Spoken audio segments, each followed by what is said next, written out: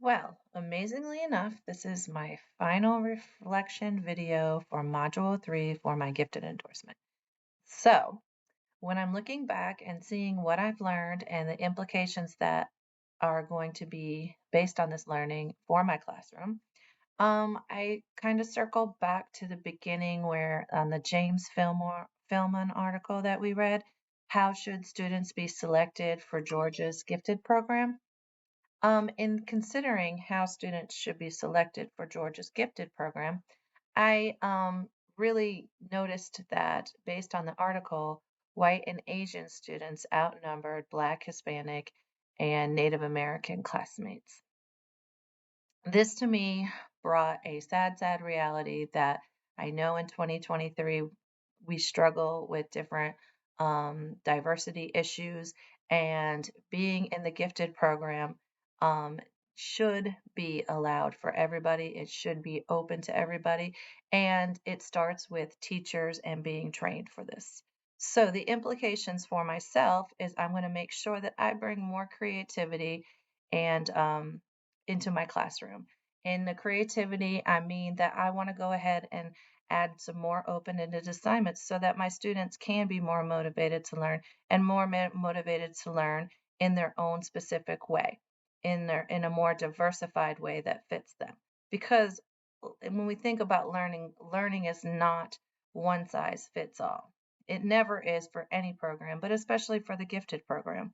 Gifted thinkers do think outside the box. They do have different ideas. They have different ways of looking at things that we never even notice. So, therefore, bringing that creativity, that open endedness, giving the students to be more creative with hands on, with technology, with the arts, with any different way that they feel like they need to express themselves. Um, when I learned about the Colgate and the mental ability, achievement, creativity, and motivation factors that determine if a child is entered into the gifted program, I really I really noticed that it's not just option A. Option A being that mental ability and achievement are it. You can have, the creativity and the motivation and either the mental ability or the achievement. Being that we don't want to hinder students because because they may not fit in that certain box. And again, we should not put a certain box for gifted students, which leads to the innate. Being gifted innate, or is it actually fostered? And I do believe that it can be fostered. I do believe that we can be naturally talented, but I also believe that we can foster that creativity. We can create that motivation with giving choices.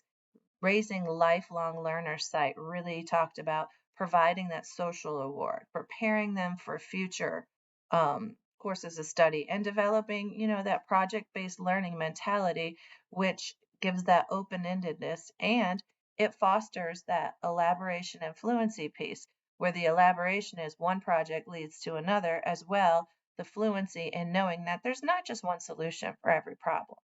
So the gifted endorsement module 3 has opened my eyes to the difference between a bright child and a gifted child.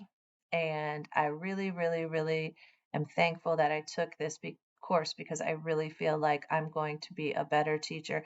And I'm also going to be more encouraging and be more intentional in the way that I work with my students to foster giftedness.